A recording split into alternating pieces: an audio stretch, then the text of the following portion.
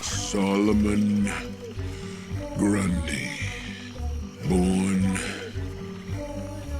on Monday. Solomon Grundy, born on a Monday. In October of 1944, DC Comics published All-American Comics issue number 61. The issue featured the original Green Lantern, Alan Scott, but more importantly, it is the first appearance and origin story of DC's favorite zombie, Solomon Grundy. Now, although this supervillain has gone through a few retcons and changes over the years, we'll be covering his original backstory in his Halloween-themed comic from almost 80 years ago. And believe me, when you see the comic book, it looks it. The opening panel gives us a different Solomon Grundy rhyme. Born on a Monday, got a mob on Tuesday, robbed on Wednesday, looted on Thursday, murdered on Friday, trapped on Saturday, and Sunday, we have a question mark. But before we get to all that, if you could take a moment to like, subscribe, comment, and share this video out, we really appreciate it and it helps us out each and every week here at the channel. Now back to the outskirts of Gotham City. Our story starts on a Monday night in Slaughter Swamp. Two escaped convicts are hiding, hoping the stories about Cyrus Gold's ghost will keep the police away.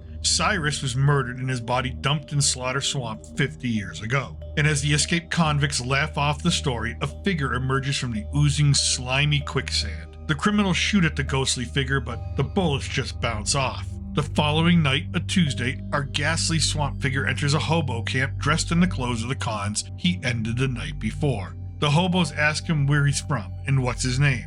The pale man says he has no name, but he was born on a Monday, to which the hobos recall the old nursery rhyme of Solomon Grundy, and our mystery man thinks it's a good choice and takes it for his own. Then one of the hobos tells Solomon that he is the boss. He puts his hand on Grundy, but Grundy does not like to be touched. He swings a powerful punch at the hobo and at the same time steps into the campfire, but Grundy feels no pain.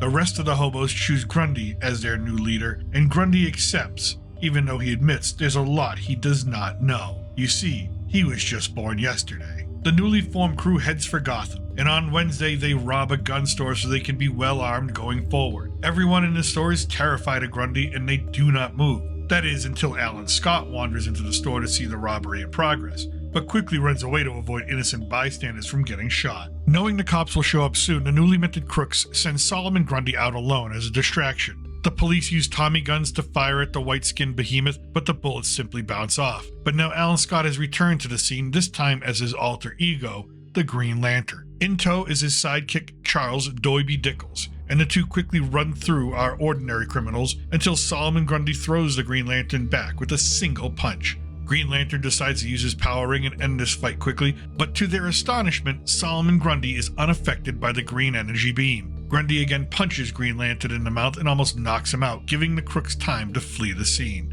Doiby helps his friend up and brings him home, where they listen to the news and wonder how Solomon Grundy survived the Green Power Ring's blast. While listening to the radio, it is reported that a silver ring was dropped by Grundy's crew and was recovered, and it bore the inscription of the name Cyrus Gold. As Alan Scott gets an idea, Thursday arrives and Grundy first robs a bank, ripping the safe door open with his bare hands, bullets and tear gas having no effect, and then more and more crimes are committed throughout Gotham by this new crew. The radio reports that the city is beginning to panic with this new crime wave occurring. Scott and Doiby race around town trying to catch up with Grundy, and they finally catch a break. Grundy's crew is robbing a wealthy home. Alan Scott charges his ring to dangerous levels and then confronts Grundy. Grundy again catches Green Lantern with a powerful left to the jaw. He picks him up over his head as his crew urges him to kill the superhero, but Grundy does not know what kill means and asks his new friends to teach him. They explain it to Grundy, who tosses Green Lantern from the top balcony to the street below, and a magnificent flash of light and terrible noise follows. Grundy has learned to kill and he decides that he wants to practice it. So, to the horror of his friends, he begins to kill them too. The hobos turned criminals are able to calm Grundy down after his latest victim, Jake, dies without a light and without a loud noise, which sort of disappoints Grundy. From there, they flee the scene. Going back a moment in time, we witness Green Lantern crash onto the hood of his car. Doiby picks him up, brings him home again, and Alan Scott slips into a deep coma. And as Doiby tends to his friend, the radio announces that Grundy has now killed 11 more innocent victims. Doiby, seeing that Alan Scott is still unconscious, decides to take on Grundy by himself because someone has to stop his madness. Later that night, Alan Scott awakens, still very dazed and confused. He charges his ring, only he is so weary from fighting Grundy that he forgets to even put it on, and then leaves to look for this seemingly unstoppable creature. It is now midnight. Bloody Friday has passed. The Green Lantern searches the city of Gotham, sustained by only sheer willpower. Near the train tracks, Lantern hears Doiby's voice and rushes towards him, only then realizing that he is without his power ring.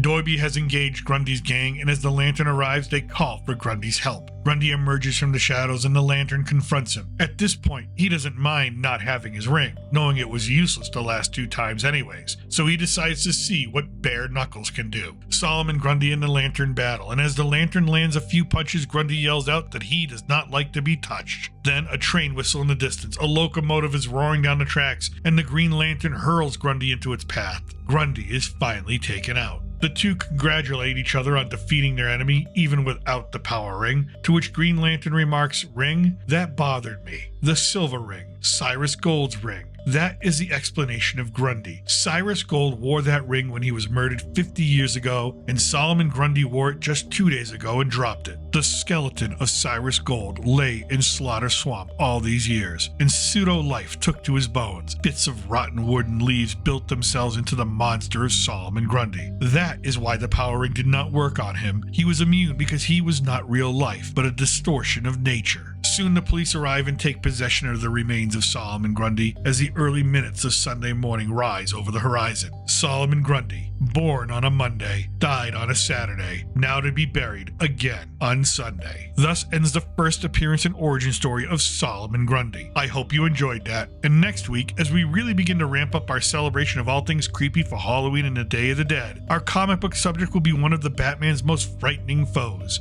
Jonathan Crane, the Scarecrow himself. I hope you'll join us for that. However, if you need more comic book fun right away, click on the thumbnails at the end of this video for our recap of one of Gotham's weirdest heroes, the Creeper, and Wonder Woman's most unhinged villain, Dr. Psycho. I thank you for watching, and until next time from south of the border, I'm still your reluctant gringo. Salute and a huevo.